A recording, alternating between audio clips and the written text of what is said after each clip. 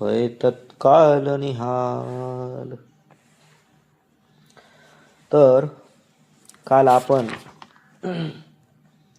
शाब्दी प्रमा का प्रकार, शाब्दी प्रमेचा प्रकार पाहिलं होतं. त्यानंतर आज जो आहे विषय शब्द की शक्तिवृत्ती का कथन, शब्दाच्या शक्तिवृत्ती विषय सांगतात. पदाचा आणि अर्थाचा जो संबंध आहे त्याला वृत्ती असं म्हणतात. हे आपण काल पाहिलं.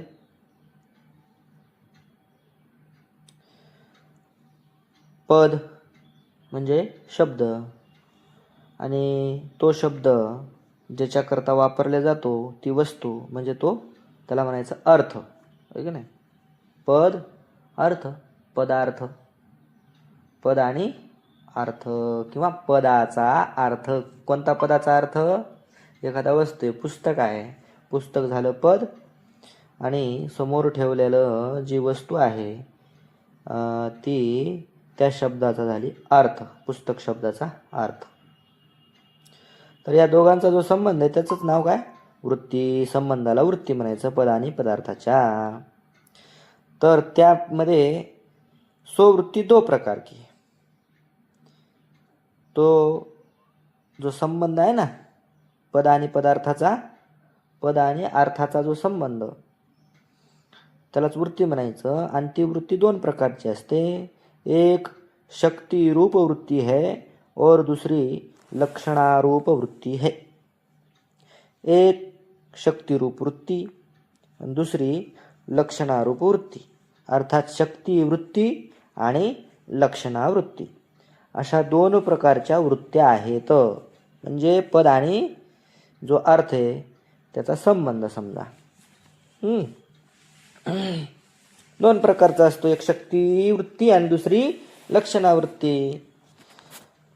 तर न्याय मत में ईश्वर की इच्छा रूप शक्ती है.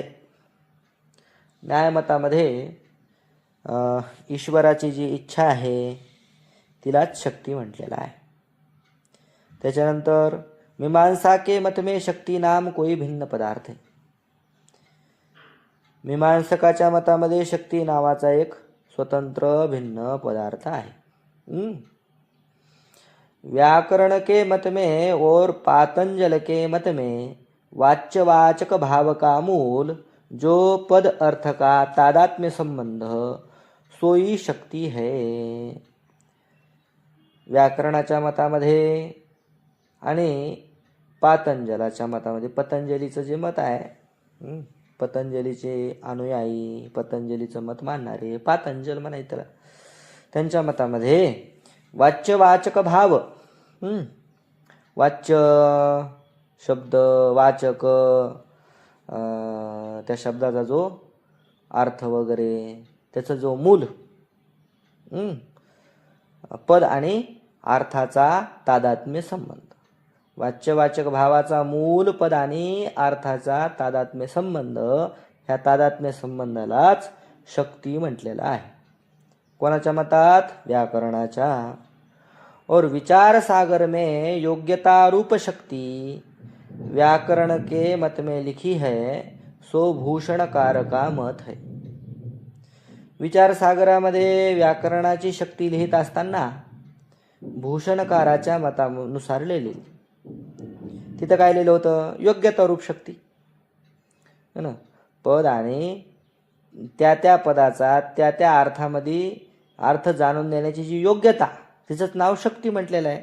पण ती व्याकरण भूषणकार, वैयाकरण भूषण सार नावाचा ग्रंथ आहे ना.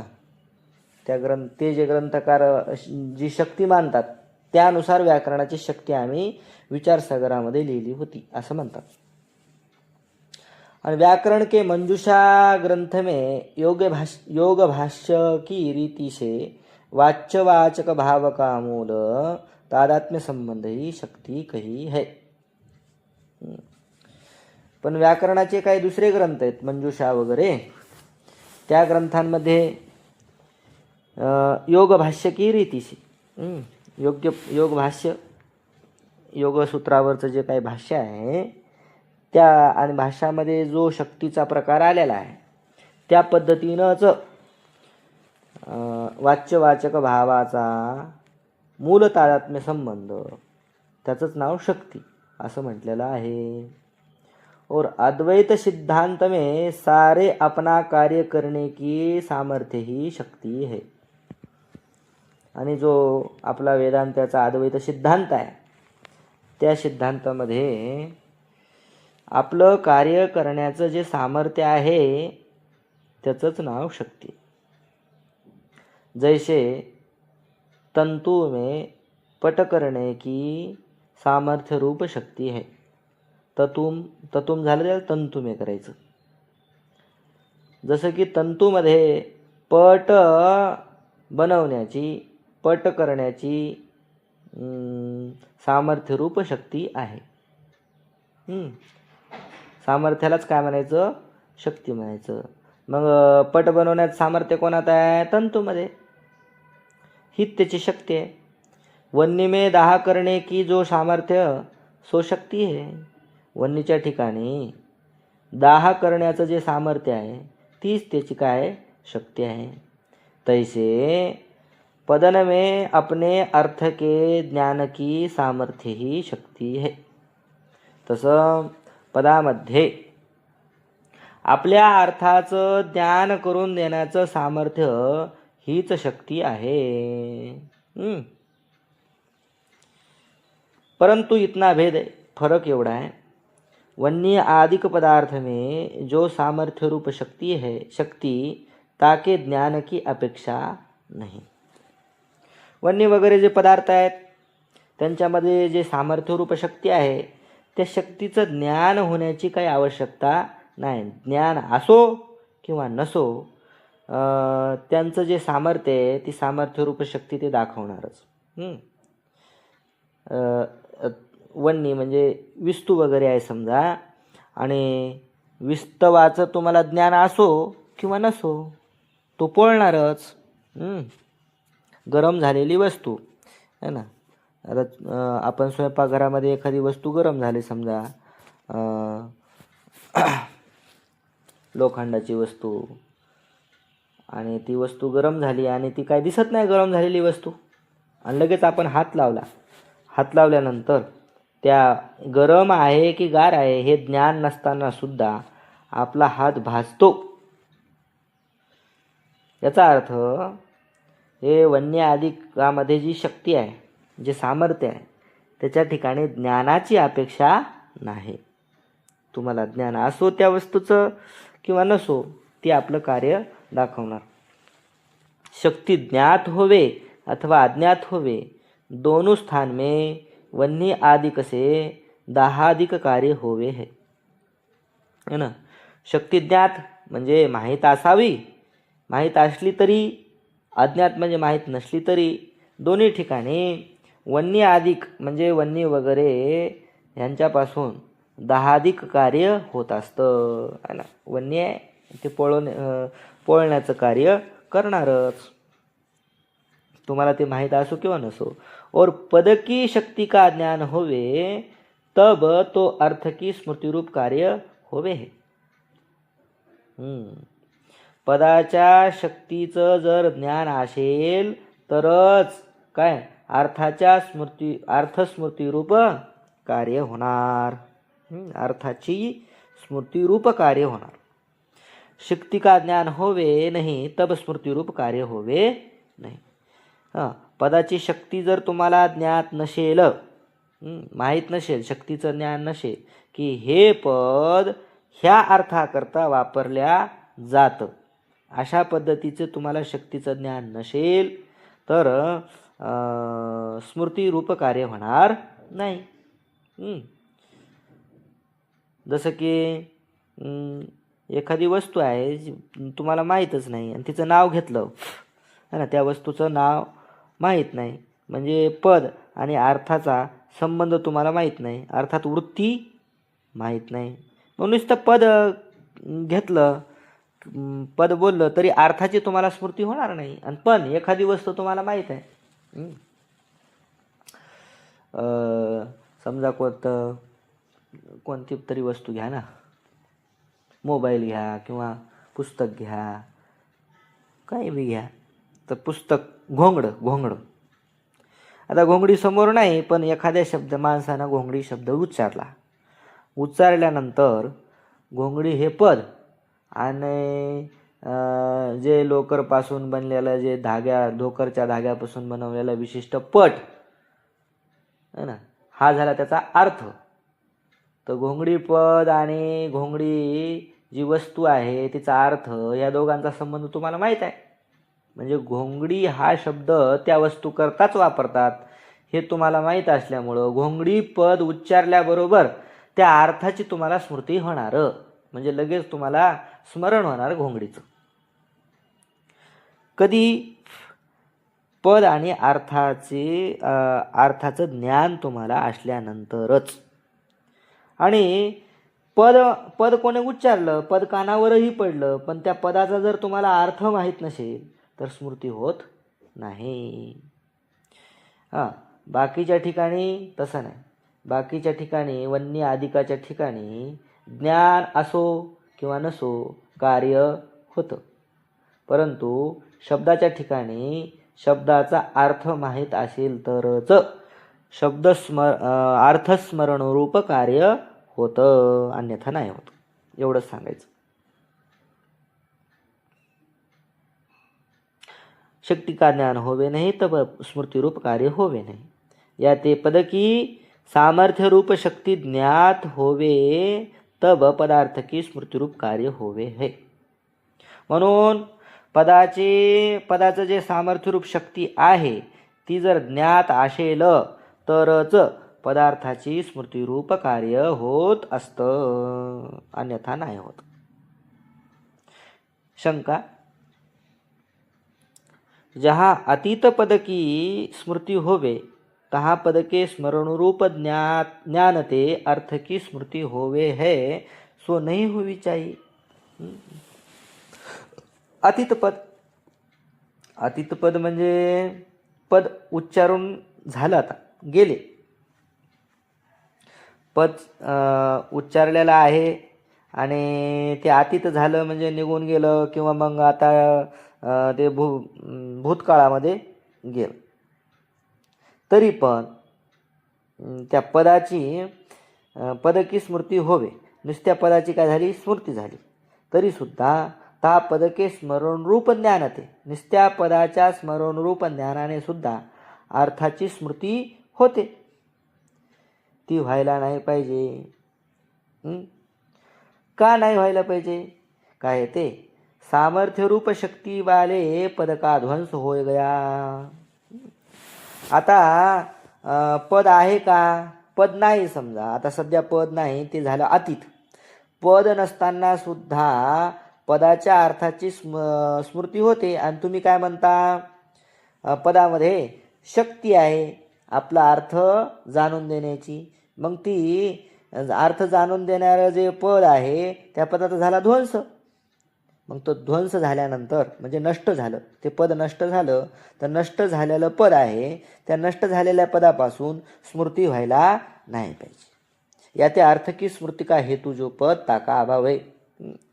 अर्थ स्मरण करून देणारं जो पद आहे, जे पद त्या पदाचा आहे अभाव, आता म्हणजे ते पद नाही, पदाचा झाला ध्वंस, तरी पण स्मृती होते, ती व्हायला नाही पाहिजे, अशी झाली शंका.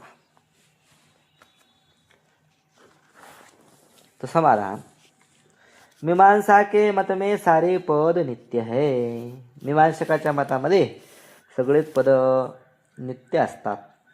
म्हणून पदाचा ध्वंस झाला आणि पदाचा ध्वंस झाल्यामुळं त्याच्या ठिकाणचं सामर्थ्यरूप शक्ती आहे ती निघून गेली असं म्हणण्याचं काही कारणच नाही. सगळे पद मीमांसकानं नित्य मानलेले आहेत. नित्य म्हणजे अतीत पदच नाही त्यांच्या ठिकाणी. पद कसं आहे, आता जरी उच्चारलं किंवा न उच्चारलं तरी पद नित्य आहे. म्हणून अशी शंका होऊ शकत नाही मीमांसकाच्या मतात. तिनकी उत्पत्ती नाश होवे नाही, या ते पद का ध्वंस बने नाही. हा ना. नित्य कशाला म्हणायचं? ज्याची उत्पत्ती किंवा नाश होत नाही त्याला काय म्हणायचं?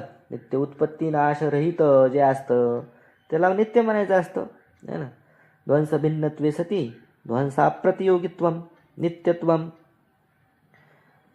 तर पद नित्य असल्यामुळं निशंक बनतच नाही, याते पद का ध्वंस बने नाही. और जो पद को अनित्य माने, समजा जे पदाला अनित्य मानतात काही लोक, तर अनित्य जे मानतात त्यांच्या मतामध्ये हे समाधान आहे. जो पद को अनित्य माने तो यह समाधान आहे. असं समाधान कसं? पदार्थ स्मृती की सामर्थ्य पद में नाही. पदाच्या स्मृतीचं सामर्थ्य पदामध्ये नाही, तर कशामध्ये मग? किंतु पद ज्ञान में पदार्थ की स्मृती की शक्ती है. नुसत्या पदामध्ये पदार्थाच्या स्मृतीचं सामर्थ्य नसून पद ज्ञानामध्ये पदार्थाच्या स्मृतीची शक्ती आहे. जहा पद का ध्वंस होवे, ते या झालं तिथं होवे करायचं. जहा पद का ध्वंस होवे है तहा भी पद का स्मरण रूप ज्ञान है. जिथं पदाचा ध्वंस झाला, पद उच्चारल्या गेलं आणि ते नष्ट झालं पद, तरी पण तहावी तिथं सुद्धा पद का स्मरण रूप पदाचं स्मरण रूप ज्ञान तर असतंच. आणि जहा वर्तमान पद है ता पद का श्रवण साक्षात्कार ज्ञान है. जिथं वर्तमान पद आहे म्हणजे नेमकं पद उच्चारलेलं आहे, तिथं जे कानावर पडलेलं पद आहे, समजा शब्द आहे, तिथं श्रवण साक्षात्कार रूप ज्ञान आहेच. जिथं पद नाही तिथं स्मरण रूप ज्ञान आहे. आणि जिथं वर्तमान पद आहे म्हणजे शब्द आहे, श्रवण साक्षात्कार होत आहे, तिथं ते श्रवण साक्षात्कार रूप ज्ञान आहे. ता ज्ञान में पदार्थ की स्मृति की सामर्थ्य है, सोई शक्ती है. त्या ज्ञानामध्ये पदार्थाचे स्मृतिरूप जे सामर्थ्य आहे तीच त्याची काय शक्ती आहे, म्हणजे पदाची शक्ती आहे. या पक्ष में शक्ती वाला पद नहीं किंतु पद का ज्ञान है. या पक्षामध्ये, कोण्या पक्षामध्ये? पद अनित्य आहे या पक्षामध्ये. या पक्षामध्ये काय? शक्तीवालं पद नसून पदाचं ज्ञान आहे. पदाच्या ज्ञानात शक्ती आहे. यह पक्ष गदाधर भट्टाचार्य ने शक्तिवाद ग्रंथ में ज्ञान शक्तिवाद करके लिखा है. हा जो पक्ष आहे, कोणता पक्ष? पदाच्या ज्ञानात शक्ती. हा पक्ष गदाधर भट्टाचार्य यांनी शक्तिवाद नावाचा ग्रंथ आहे, त्यामध्ये शक्तिवाद, ज्ञान शक्तिवाद नावाचं प्रकरण त्याच्यात लिहिलेलं आहे. इस रीति से पद की सामर्थ्य वा पद के ज्ञान की सामर्थ्य शक्ती कहिए है. अशा पद्धतीनं पदाचं सामर्थ्य किंवा पद ज्ञानाचं सामर्थ्य जे आहे त्याचंच नाव शक्ती आहे. दुसरे पक्ष में भी पद शक्ती वाला है. दुसऱ्या पक्षामध्ये सुद्धा पद हे शक्तिवालच आहे. इस व्यवहार की सिद्धि वास्ते पद का धर्म शक्ति अपेक्षित होवे तो जिस पद का ज्ञान जिस अर्थ की स्मृति में समर्थ होवे तिस पद की तिस अर्थ में शक्ति कहिए है.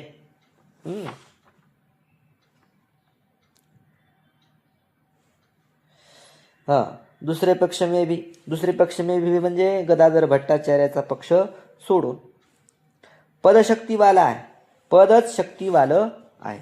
कसं पद शक्तीवालं आहे हो? तर इस व्यवहार की सिद्धी वास्ते पद हे शक्तीवालं आहे, याची सिद्धी करण्याकरता पद का धर्म शक्ती अपेक्षित आहे. पदाचा कोणतरी धर्म शक्ती मानावा लागतो.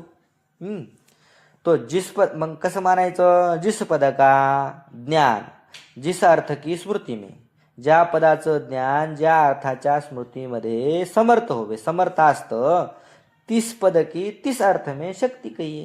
त्या पदाची त्या अर्थामध्ये शक्ती मानली पाहिजे.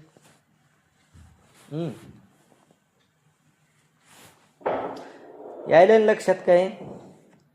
शंकर कळायले का? हो. हो. बर बरे बा, मला सांगता वळी कळलं, तुम्हाला ऐकायला कळायला लागलं. बरं झालं. शारदाताई,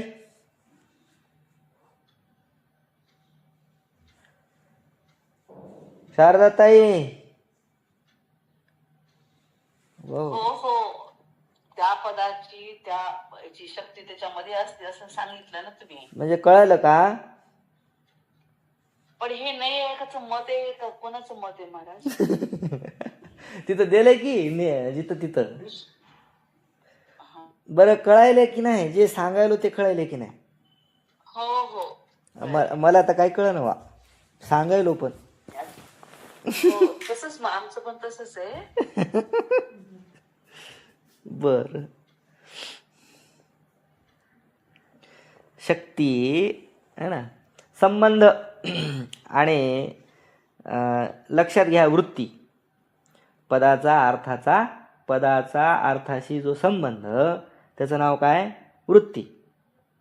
वृत्ती दोन प्रकारची आहे, एक शक्ती वृत्ती आणि दुसरी लक्षणावृत्ती. तर शक्ती वृत्ती यामध्ये आता ही शक्ती काय भानगड आहे त्यावर चर्चा चालू आहे. मग कोण कशात शक्ती मानतंय, कोण कशात शक्ती मानतंय? तर सिद्धांती मत, वेदांती काय कशात शक्ती मानतात? सामर्थ्य हीच शक्ती आहे. मग वस्तूचं जे सामर्थ्य असतं तीच त्याची शक्ती असते, आणि पदाचं जे सामर्थ्य असतं तीच त्याची शक्ती असते. पदाचं काय सामर्थ्य असतं? पदाचं सामर्थ्य आपल्या अर्थाची स्मृती करून देणं. आलं का लक्षात? एवढंच आहे दुसरं काय नाही. मग पदाची शक्ती काय? आपल्या अर्थाची स्मृती करून देणं. मग पद नसताना सुद्धा स्मृती होते अशी शंका आली.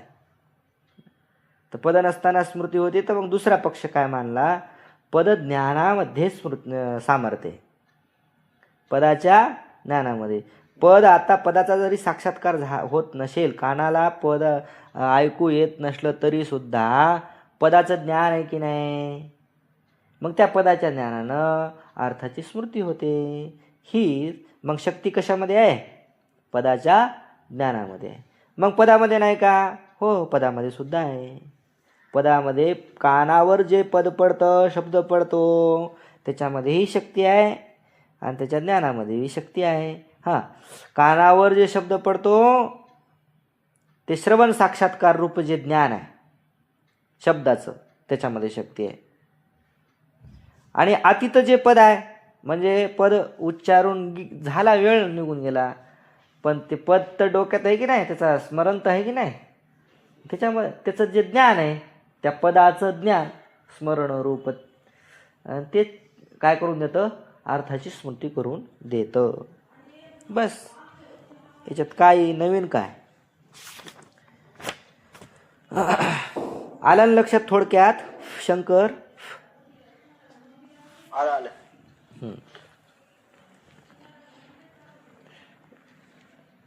मुख्य गोष्ट लक्षात ठेवायची, वृत्ती. तर वृत्ती म्हणजे काय हो? सर तुम्ही सांगा, वृत्ती म्हणजे कशाला म्हणायचं? कोणी असतील ना सर इथं? पदाचा अर्थाशी संबंध. हा, पदाचा अर्थाचा आहे संबंध, त्याचं नाव वृत्ती. तिचे दोन प्रकार कोणकोणते? शक्तिवृत्ती, लक्षणावृत्ती. शक्तिवृत्ती आणि लक्षणावृत्ती. त्यावर कोणत्या पदावर चर्चा चालू आहे? शक्ती पदावर. कोण कशाला शक्ती म्हणतं, कोण कशाला शक्ती म्हणतं. बस, काही नाही अवघड.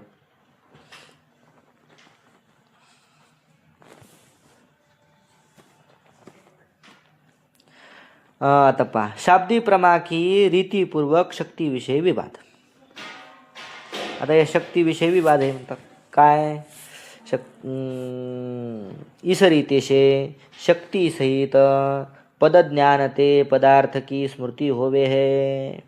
अशा पद्धतीनं शक्तीने सहित पदज्ञानाने पदार्थ पदार्थाची स्मृती होत असते. शक्तीसहित पदज्ञान असलं पाहिजे तरच पदार्थाची स्मृती होते. जितने पदार्थन की स्मृती होवे उतने पदार्थों के संबंध का ज्ञान अथवा संबंध सहित सकल पदार्थ का ज्ञान वाक्यार्थ ज्ञान कहिए है. ताही को शाब्दी प्रमा कहे है. आता या सगळ्या हे तिसरं प्रकरण आहे की नाही, तिसरा प्रकाश, तिसऱ्या प्रकरणाचं सार एका वाक्यात सांगितलेलं आहे ना. हे वाक्य ज्याला आलं म्हणता, ज्याला पाठ आहे त्याला तिसरा प्रकाश आला समजा, किंवा मग त्यानं तिसरा प्रकाश ऐकला किंवा प्रश्न विचारला शाब्दी प्रमा कशी होत असते, तर शाब्दी प्रमा सांगता आली पाहिजे की नाही. तर काही झालं की काही हो की न हो या प्रकरणामध्ये एवढी वळ मात्र बिलकुल लक्षात ठेवायची. काय, जितने पदार्थन की स्मृती होवे उतने पदार्थ के संबंध का ज्ञान अथवा संबंध सहित सकाल पदार्थ का ज्ञान वाक्यार्थ ज्ञान कहिए है. ताही को शाब्दी प्रमा कहिए. बस. जितके पदार्थ आहेत, जितक्या पदार्थाची स्मृती होते है ना, तर उतने म्हणजे तितक्या पदार्थाच्या संबंधाचं ज्ञान अथवा संबंध सहित सकल पदार्थाचं ज्ञान यालाच वाक्यार्थ ज्ञान असं म्हणायचं. आणि त्यालाच काय म्हणायचं, जे वाक्यार्थ ज्ञान आहे त्याचंच नाव शाब्दी प्रमा आहे, दुसरं तिसरं काही.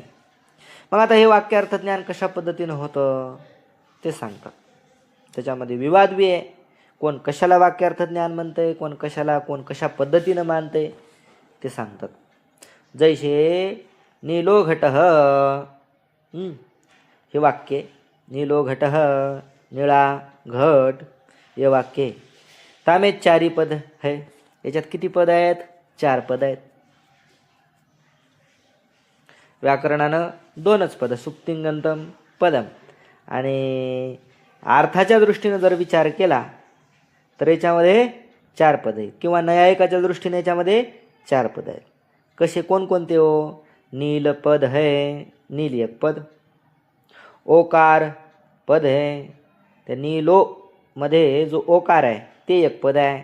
त्याच्यानंतर घट पद आहे, घट पद आहे. त्याच्यानंतर घटाच्या पुढे जे 2 टिंब दिले त्याचं नाव विसर्ग, तर विसर्ग पद आहे. अशा पद्धतीने 4 पद झाले. नील रूप विशिष्ट में नील पद की शक्ती है. आता पदाची शक्ती असते, तर प्रत्येक पदाची शक्ती सांगतात. आता नील पदाची शक्ती सांगतात. तर नील पदाची कशात शक्ती आहे, नील रूप विशिष्टामध्ये नील पदाची शक्ती आहे. नील रूपाने जे युक्त आहे, नील रूपाने युक्त जे आहे त्याच्यामध्ये नील पदाची झाली शक्ती. ओकार पद निरर्थक आहे. जो नील पदाच्या पुढं जो ओकार आहे ते पद निरर्थक आहे. यह वार्ता व्युत्पत्तिवादादिक ग्रंथन में स्पष्ट है. ओकार पद निरर्थक आहे असं व्युत्पत्तिवादादिक जे ग्रंथ आहे त्याच्यामध्ये स्पष्ट आहे. अथवा ओकार पद का अभेद अर्थ है. ओकार पदाचा काय अभेद अर्थ आहे. कोणाशी अभेद, घटपद की घटत्व विशिष्ट में शक्ती है. अभेद अर्थ म्हणजे नीलो घट, तर नीलो घट हे वाक्य आहे. तर नील आणि घट हे अभिन्न आहेत हे दाखवण्याकरता ओकारपद, अर्थात ओकार पदाचा काय अभेदार्थ आहे. घटपद की घटत्व विशिष्ट में शक्ती आहे. ओकार पदानंतर घटपद आहे, त्या पदाची घटत्व विशिष्टामध्ये शक्ती आहे. घटत्व विशिष्ट म्हणजे घटत्व जातीने युक्त जे आहे, कोण घट, त्याच्यामध्ये घटपदाची शक्ती आहे. विसर्ग की एकत्व संख्या में शक्ती, विसर्गाची एकत्व संख्येमध्ये शक्ती आहे. आता हे शक्तीचं ज्ञान, शक्ती का ज्ञान कोश व्याकरणादिकनते होवे है. हे शक्तीचं ज्ञान ह्या पदाची ह्याच अर्थामध्ये शक्ती कसं काय कशाहून कळतो, हे कोशावरून व्याकरणादिकावरून होतं. नील पितादिक पदन की वर्ण में और वर्ण वाले में शक्ती है. नील, पीत, निळा, निळं, पिवळं हे पद जे आहेत त्याची वर्णामध्ये म्हणजे रंगामध्ये शक्ती आहे किंवा रंगावाल्यामध्ये शक्ती आहे. वर्ण म्हणजे रंग. पिवळा रंग, निळा रंग, हे हे काय वर्णामध्ये शक्ती म्हणजे निळ्या रंगामध्ये निळ पदाची शक्ती, पिवळ्या रंगामध्ये पीत पदाची शक्ती. तसं किंवा जे पिवळं असतं, पिवळं फूल वगैरे असतं की नाही, त्याच्यामध्ये शक्ती, वर्णवाले में शक्ती. यह कोश में लिखा है, कोशाधिकामध्ये असं लिहिलेलं आहे. और विसर्ग की एकत्व संख्या में शक्ती है, यह व्याकरण ते जाने जावे है. विसर्गाची एकत्व संख्यामध्ये शक्ती असते हे व्याकरण जे शिकले आहे त्याच्यात त्याला लक्षात येतं आहे ना. राम, राम ह आहे किंवा इथं काय घट ह आहे पद. घट तर घट सुप्रत्यय, सुप्रत्यय सजुषो रू त्याला र होणार. सला र झाल्यानंतर खरावसानयोर विसर्जनीय त्याला विसर्ग होणार. म्हणजे सुप्रत्यय तर सुप्रत्यय कोणत्या विभक्तीचा आहे? प्रथमा. आणि प्रथमामध्ये पुन्हा 3 प्रकार आहेत, एकवचन, द्विवचन, बहुवचन. तर त्यापैकी सुप्रत्यय कोणाचा आहे? एकवचनाचा आहे. मग एकवचन कशा करता वापरतात है ना? एका करता एकवचन वापरतात, दोघा करता द्विवचन वापरतात, अनेका करता बहुवचन वापरतात. मग एका करता एकवचन आणि एकवचनाचा सुप्रत्यय आणि सुप्रत्ययाचाच हा झालेला विसर्ग आहे. म्हणून विसर्ग एकत्व संख्याचा वाचक आहे. एकत्व संख्या दाखवतं विसर्ग. हे कशानं कळतं? व्याकरण ते जाने जावे हे व्याकरणानं कळतं. घटपद की घटत्व विशिष्ट में शक्ति है. यह व्याकरण ग्रंथन में और शक्तिवादादिक तर्क ग्रंथन में लिखा है. घटपदाची घटत्व विशिष्टामध्ये घटत्व जातीनं युक्त जो आहे घट त्याच्यामध्ये शक्ती असते हे व्याकरण ग्रंथामध्ये आणि शक्तिवादादिक तर्क म्हणजे न्यायशास्त्राचे जे ग्रंथ आहेत त्याच्यामध्ये लिहिलेलं आहे. और न्यायसूत्र में गौतम ने यह लिखा है. न्यायसूत्रामध्ये गौतम महर्षीनं असं लिहिलेलं आहे काय? जाति आकृति व्यक्ति में सकल पदन की शक्ती है ना. जाती, आकृती आणि व्यक्ती. जाती आकृती व्यक्तीमध्ये सगळ्या पदाची शक्ती असते. आता आकृती कशाला म्हणायचं? अवयव के संयोग को आकृती कहे है. अवयवाच्या संयोगालाच काय म्हणायचं? आकृती है ना. शरीर आहे, शरीराचे कोणती वस्तू घ्या, ती वस्तू कशी बनलेली असते? अवयवापासून. घट आहे है ना. घट हा घटाच्या अवयवापासून बनला म्हणजे 2 कपालापासून घट बनलेला आहे. घट कपाल झाले त्याचे अवयव, त्याचा संयोग मिळून काय झाला? घट. ही त्याची काय झाली? आकृती. अवयव संयोग को आकृती कहे. अनेक पदार्थन में रहे जो नित्य एक धर्म सो जाती कहे. अनेक पदार्थामध्ये जो नित्य एक धर्म राहतो त्याला जाती म्हणतात. अनेक पदार्थ आहेत.